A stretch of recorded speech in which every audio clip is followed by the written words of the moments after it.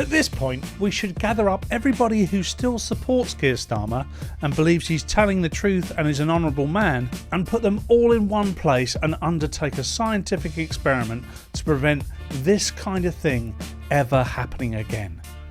This is beyond cognitive dissonance, this is beyond lying behaviour or narcissism.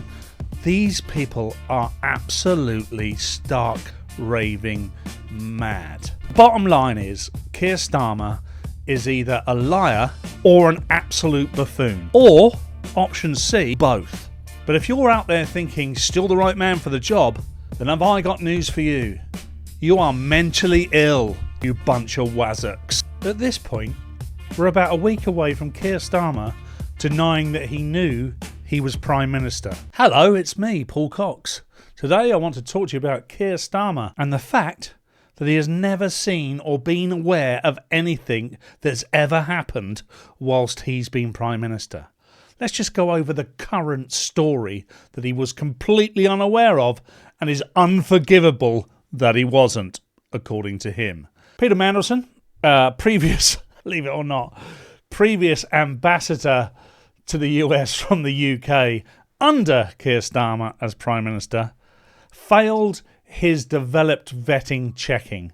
So you have security checking, so security clearance, then above and beyond that you have developed vetting, which goes into all the intricate details and fishes out any nasties that people should be aware of. Now, what is absolutely 100% crystal clear at this point is that Keir Starmer wanted Peter Mandelson to be the ambassador. Probably the third most highest profile position in British politics under Prime Minister and Foreign Secretary. He made the decision clear. He chose him clear. He was going to push him through no matter what, clear. And you know how I know this? Ollie Robbins said it in the autumn of 2025 when he was asked whether Peter Mandelson should be or should have been appointed the ambassador for the UK to the US, in which he said it was clear that the Prime Minister wanted that to be the case. Did the FCDO have a different view about who should be recommended for the posting? Well, at the time we're describing, it was clear that the Prime Minister wanted to make this appointment himself and had therefore I understand that the FCDO was informed of his decision and acted upon it and via the Foreign Secretary sought and obtained the King's approval for the appointment. But we were, in this particular case, as Chris has explained, the Prime Minister took advice and then formed a view himself, and we then acted on that view. Ollie Robbins is obviously very important at this because he's the latest civil servant, senior civil servant, to have fallen under the chop of Keir Starmer, who is basically running out of scapegoats at this point. Let's not forget, Ollie Robbins was not in his position when Mandelson was appointed.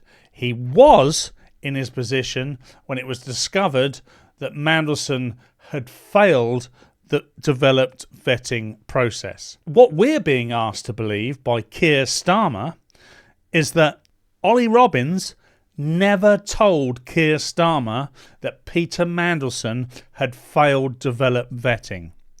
His senior civil servant in the Foreign Office failed to tell the Prime Minister, his boss, that the US ambassador had failed developed vetting. That is what our Prime Minister is asking us all to believe. He also previously asked us to believe that he had absolutely no idea, therefore was completely unaware, that al-Fahata had written anti-Semitic tweets before he gave him British citizenship. And previous to that, that Peter Mandelson had any connection to Epstein after Epstein had been convicted. He asked us to believe that he was unaware of those things. It's also believed he was entirely unaware that Angela Rayner had not paid her stamp duty, £40,000, which she still hasn't repaid. Now, I'm sure that at some point in the future, I'll be referring to her as Prime Minister Rayner, almost certainly. Now, if you think that's mad, then you've not been paying attention. But Keir Starmer says that absolutely nothing came across his desk other than a couple of Ukrainians, allegedly. Now, my sources tell me that Ollie Robbins has had one heck of a payoff. And sources close to Ollie Robbins also say that Ollie Robbins had nothing to do with this. This was not his fault, and he's taken the fall here to protect the Prime Minister. But he doesn't have any choice. He probably, on a personal level, doesn't really want to protect the Prime Minister. Why would he want to protect the man that has thrown him under the bus for something that he hasn't done? But Ollie Robbins has been around the civil service long enough to know that actually this will blow over. What's going to happen is Keir Starmer is going to get found out at some point, and therefore Ollie will be exonerated. He'll have all the cash in the bank and will be given a nice cushy civil service job in the future, or maybe even early retirement. And do you know what? As much as I hate the fact that that is taxpayers' money, on this particular occasion, when it comes to something like this, I'm like, fair play to the man. Do you know what? Fair play. Because if Keir Starmer is this duplicitous and is willing to lie this much to protect his own skin, why not take the bucks? Why not take them? Who could deny Ollie Robbins that small victory? And by the way, I'm sure at some point when Keir Starmer goes, that Ollie Robbins will have a story to tell. Or maybe he's signed an NDA which allows him to keep the bucks in the bank. I don't know. Who cares? One thing I do know is that Keir Starmer is lying. It's impossible for him not to have known anything. Given that, he stood up a number of times publicly and at least once in Parliament and said that Peter Mandelson had passed his security checks, his vetting, and was good to go as ambassador to the US for the UK. He said that.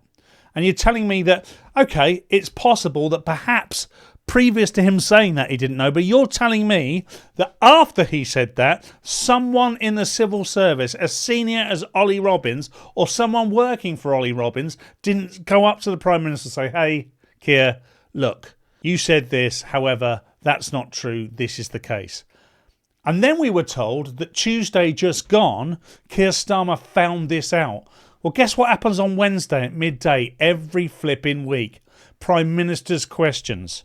Now, if you are unaware and have been unwittingly lying to the public in Parliament, the first thing you must do is reset the record at the earliest possible opportunity. So Keir Starmer has told us on Tuesday evening he found out that Mandelson had not passed the vetting. I think that's a huge... But he then had a perfect opportunity on Wednesday, a mere 12 hours later, to set the record straight, and did not. It was Thursday/Friday, today being Saturday, before we had any idea that Keir Starmer had no idea whatsoever. Absolute horseshit. It's not possible. If that's possible, then who is running the country? If that's possible, then what is the point of Keir Starmer? If that's possible, what is the point of Prime Minister? Keir Starmer is coming to the public and saying, I know nothing. What? Nobody told you that the biggest political hot potato at that moment, and still you were unaware of the key information. The whole point was Peter Mandelson may have been dodgy, but he passed vetting. No, he didn't. You wanted him to be the ambassador. You made sure it happened, and then when you got found out lying, you sacked your senior civil servant. These are not the adults back in the room. These are scandal-ridden scumbags. They make the Tories look like kids playing in a sandpit. There is nothing worse than a socialist liar. They will come to you and tell you that you must give up absolutely everything, and they will give up nothing to stay in power. This happens time and time and time again. History is littered with these characters. A human rights lawyer who really doesn't care for human rights and lies through his teeth at every given opportunity. It's incredible to think that Keir Starmer thinks that we're that stupid that we're just going to buy it up. But trust me, there are plenty of people out there who believe that it is not possible that he knew, who believe that it's possible that he had no idea whatsoever. I've had criticism myself this week from some left-wing nutjob who said, so let me get this straight, Paul. You want a man who understood nothing to come out and apologise for understanding nothing? Yes, of course I do. He is either lying or he is a buffoon. Both of the above. This is an absolute scandal. Keir Starmer now has got no political collateral whatsoever. There's very little legitimacy to his premiership. I mean, obviously he was voted in, and I support democracy, but since then he has lied, shifted, lied. And now enough's enough. Here's the thing though. It's really delicious to watch the left bat for him. And why not keep him in there? This is a humongously good lesson for all of us to learn why you should not vote in socialism, why you should never, ever have a human rights lawyer anywhere near power. They'll look back in 100 years' time and they'll say the absolute scum of the earth during this point was human rights lawyers. Human rights lawyers are the ones cashing in on the biggest problems facing British society today. Every asylum sneaker, every asylum claim is backed up by a human rights lawyer. If someone pleaded asylum, they didn't get a guaranteed case. Immigration officers knew their stuff and they questioned them to the point where it was either valid or it wasn't, and they sent them on their way. Now, if somebody comes over on a boat or on the back of a lorry or whatever it might be and says, I plead asylum, they are pretty much 100% guaranteed to stay in this country forever. And do you know why? Because there is human rights law that is being manipulated by human rights lawyers to make sure that's the case. So, for every rape, for every sexual assault, for every crime, for all the community uncohesion or incohesion, I don't know, human rights lawyers have made a buck on the back of that. And we have a human rights lawyer with the sketchiest of sketchy backgrounds. Think about the people that he's defended in the name of human rights. But I don't think he's going to go. I don't even think he's going to go after the May elections. This man, because he's a human rights lawyer, is able to evade the truth. Because he knows the threshold.